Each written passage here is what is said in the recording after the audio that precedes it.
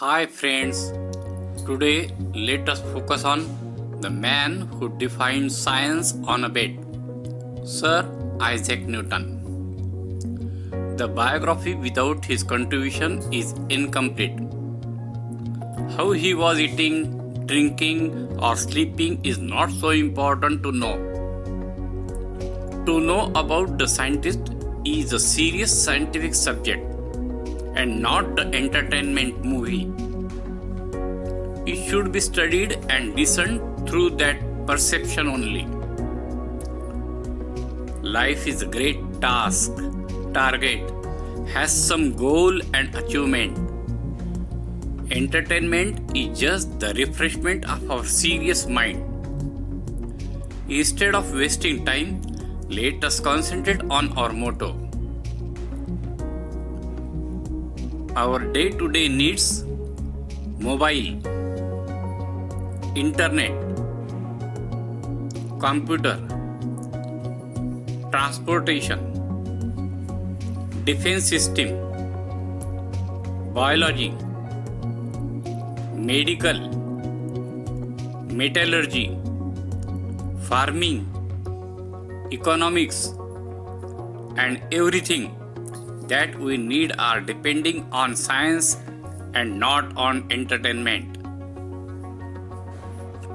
We must keep patience and be prepared to understand all these things. And his overall contributions, though not in deep. Isaac Newton was an English mathematician, physicist, and astronomer who is widely recognized as one of the most influential scientists in history. Isaac Newton was born on January 4th, 1643, Christmas Day, Woolsthorpe, Lincolnshire, England, and died on March 31st, 1727, in London.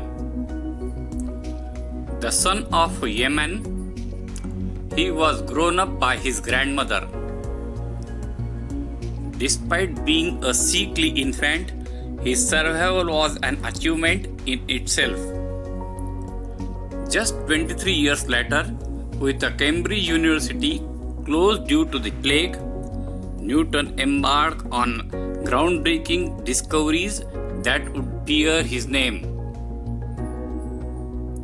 He invented calculus, a new form of mathematics, though this work went unpublished for more than 30 years. His most famous publication, Principia Mathematica, grew out of the correspondence with Edmund Halley. Describing his works on the laws of motion, orbital dynamics, tidal theory, and the theory of universal gravitation, it is regarded as the seminal work of modern science. He received his bachelor's degree in 1665, but the mathematical and scientific studies he has undertaken during his undergraduate years are still unknown to the world. The plague descended upon Europe, and Newton had to spend most of the next 2 years at home. He continued his work that he had started at university. In 1667, Newton was elected to a fellowship at Trinity College after the university reopens after the plague years.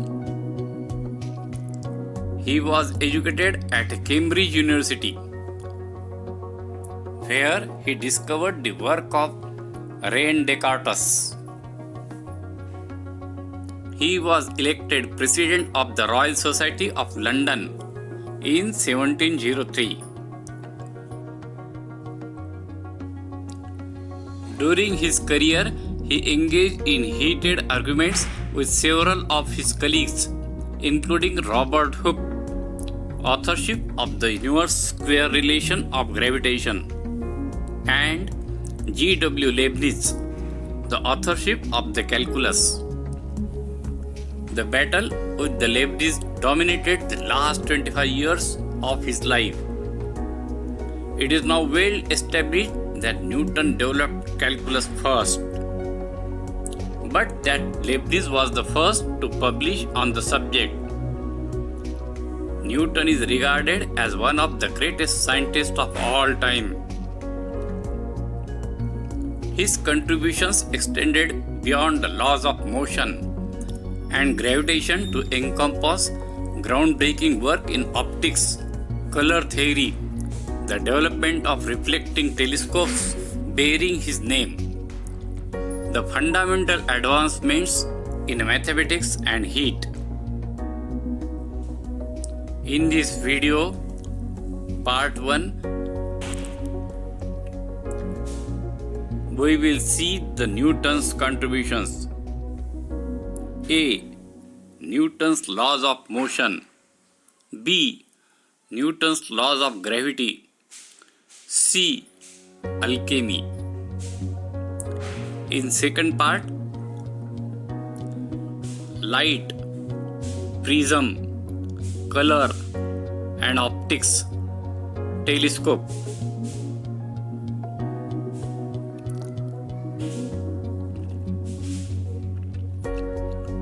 First, Newton's laws of motion. Newton's laws of motion and gravitation revolutionized the field of physics and continue to be fundamental principles. The laws describe only the motion of the body as a whole and are valid only for motions related to a reference frame. Usually, the reference frame is the Earth. A.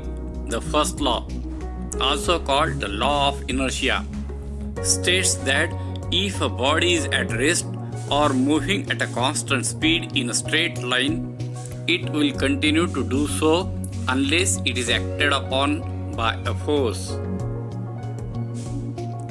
Newton's second law, F is equal to m into A. Newton's second law is a quantitative description of the changes that a force can produce on the motion of a body. The second law states that the force F acting on a body is equal to the mass m of the body times its acceleration. That is, F is equal to m into A, where F is the force and A is acceleration, both vector quantities. It is the time rate of change of the momentum of a body is equal in both magnitude and direction to the force imposed on it. The momentum of a body is equal to the product of its mass and its velocity. Momentum is equal to mass into velocity. If a body has a net force acting on it, it is accelerated in accordance with the equation. Conversely, if a body is not accelerated, there is no net force acting on it. Newton's third law. Newton's third law states that when two bodies interact, they apply forces to one another that are equal in magnitude and opposite in direction. The third law is also known as the law of action and reaction. This law is important in analyzing problems of static equilibrium, where all forces are balanced, but it also applies to bodies in a uniform or accelerated motion. The forces it describes are real ones, not mere bookkeeping devices. For example, a book resting on a table applies a downward force equal to its weight on the table. According to the third law, the table applies an equal and opposite force to the book. This force occurs because the weight of the book causes the table to deform slightly so that it pushes back on the book like a coiled spring. If a body has a net force acting on it, it undergoes accelerated motion in accordance with the second law. If there is no net force acting on a body, either because there are no forces at all or because all forces are precisely balanced by contrary forces, the body does not accelerate and may be said to be in equilibrium. Conversely, a body that is observed not to be accelerated may be deduced to have no net force acting on it. Newton's laws first appeared in his masterpiece Principia. In the Principia, Newton created that new science. He developed his three laws in order to explain why the orbits of the planets are ellipses rather than circles. The series of events from Copernicus to Newton is known collectively as the scientific revolution. In the 20th century, Newton's laws were replaced by quantum mechanics and relativity as the most fundamental laws of physics. Nevertheless, Newton's laws continued to give an accurate account of nature, except for very small bodies such as electrons or for bodies moving close to the speed of light. Newton's laws of gravity. If you remember nothing else from school lessons about Newton, you probably recall learning that Newton's Eureka movement regarding gravity arrived while he was sitting under an apple tree. Legend has it that a falling apple struck Newton on the head, causing him to wonder why the apple would fall to earth and not in some other direction. The labor of this fruit, as it were, eventually led to the ideas later expounded in Newton's Principia. The Principia contains the laws of universal gravitation and three Newton's laws of motion. Gravity, universal force of attraction that acts between all bodies that have mass.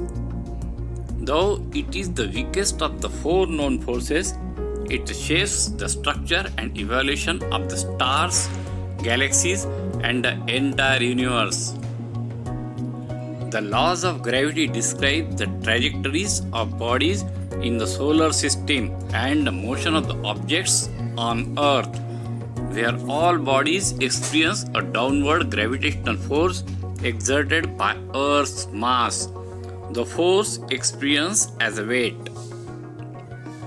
Isaac Newton was the first to develop a quantitative theory of gravity, holding that the force of attraction between two bodies is proportional to the product of their masses and inversely proportional to the square of the distance between them, involving the four-dimensional continuum of space-time. Albert Einstein proposed a whole new concept of gravity, involving the four-dimensional continuum of space-time, which is covered by the presence of matter.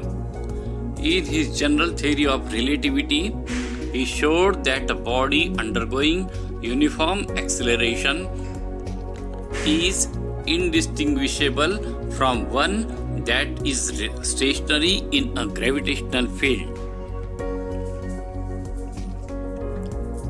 Newton analyzed both planetary motion and universal gravitation.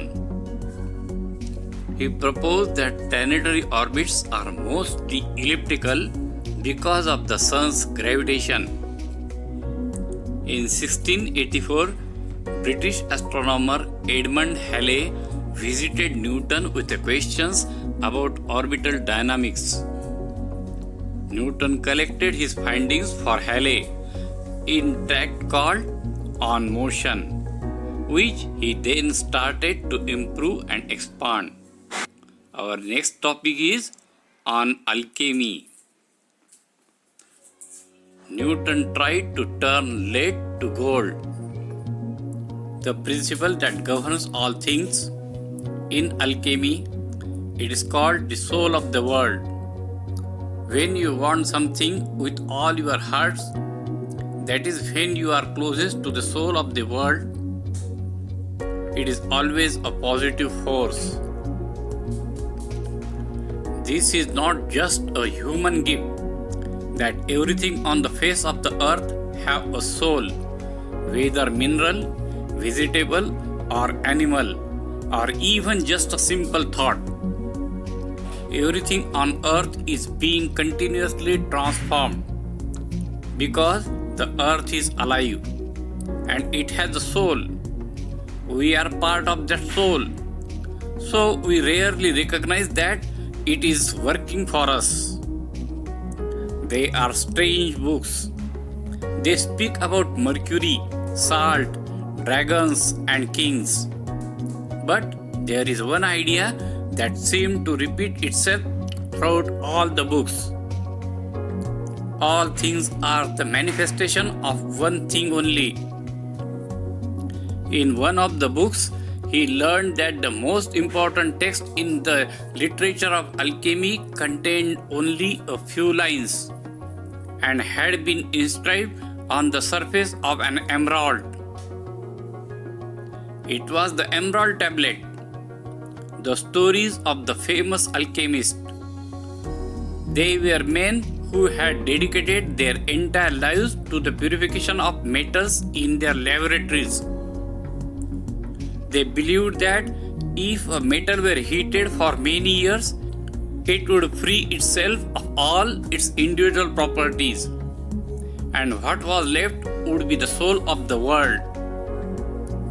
The soul of the world allowed them to understand anything on the face of the earth, because it was the language with which all things communicated. They called this discovery the masterwork. It was part liquid and part solid. Alchemy is a serious discipline. Every step has to be followed exactly as it was followed by the masters.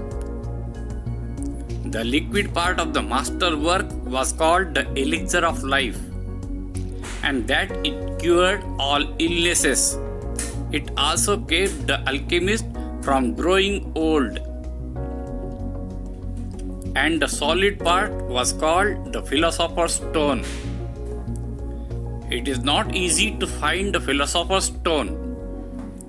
The alchemists spent years in their laboratories observing the fire that purified the metals.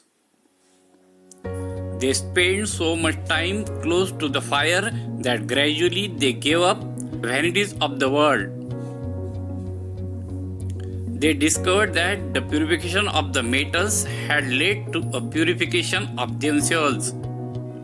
Also, the philosopher's stone, the white stone urim, and black stone thummim has a fascinating property. A small silver of the stone can transform large quantities of metal into gold. Newton's tireless mind was not content to restrict itself to a hard science.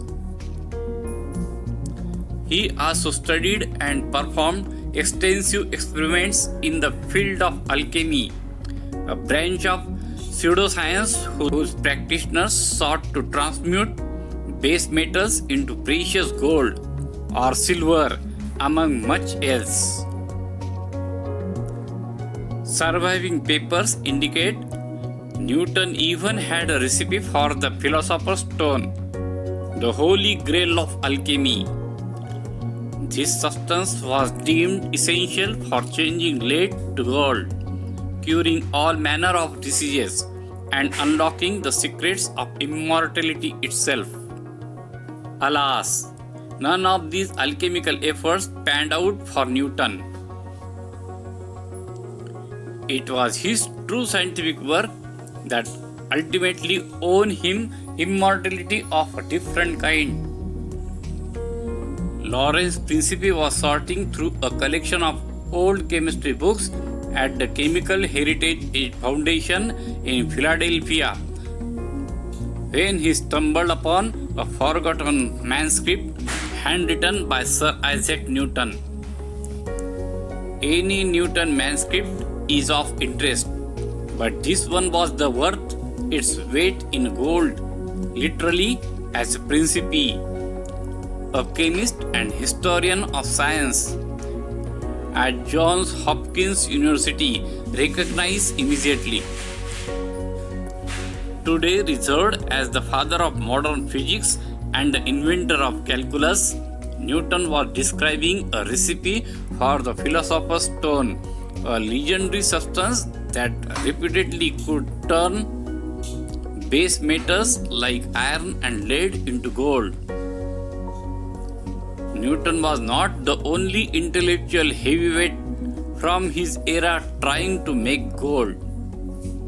In 1692, Newton faced a rare failure and experienced a prolonged nervous breakdown, possibly by mercury poisoning from his alchemical experiments.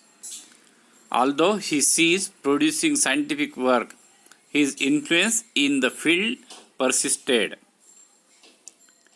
Let us stop here. We will continue our next topic in next video. Please like the video, subscribe it and share it. Thanks for watching the video. Thanks for watching the video.